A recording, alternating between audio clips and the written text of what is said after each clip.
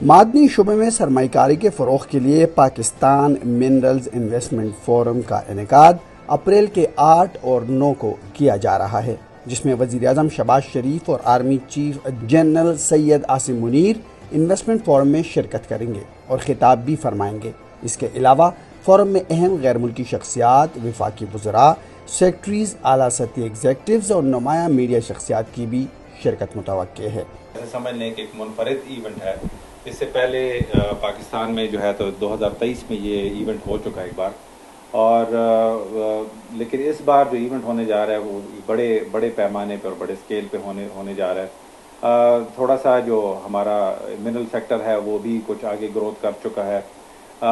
Back and پہ بہت ساری کمپنیز کی آپس میں بات چیت چل رہی تھی، جو کہ پاکستانی نیشنل کمپنیز ہیں، ان کی انٹرنیشنل کمپنیز کے ساتھ جوائنٹ وینچرز کی بات چل رہی تھی۔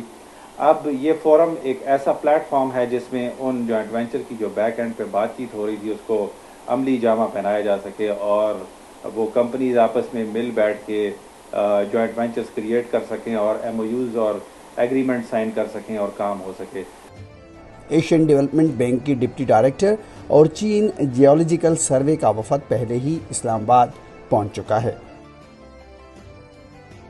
بیسیکلی یہ جو منرل انویسٹمنٹ فورم ہے 2025، یہ ایک بہت ہی ایفیکٹو ایک سٹیپ لیا ہوا ہے، جس میں بیسک رول SIFC کا ہے، special investment facilitation council. Pakistan کے شہریوں نے فورم کو سراہا اور اسے ایک سنگ میل قرار دیا، جس سے معدنیات کے شعبے میں ترقی کے لیے نئے امکانات بھی ملیں گے۔ SIFC کی معاونت سے اس فورم کے انعقاد کے ذریعے حکومت معدنیات کے شعبے کے ترقی سے معاشی استحکام کے لیے کوشاں ہیں۔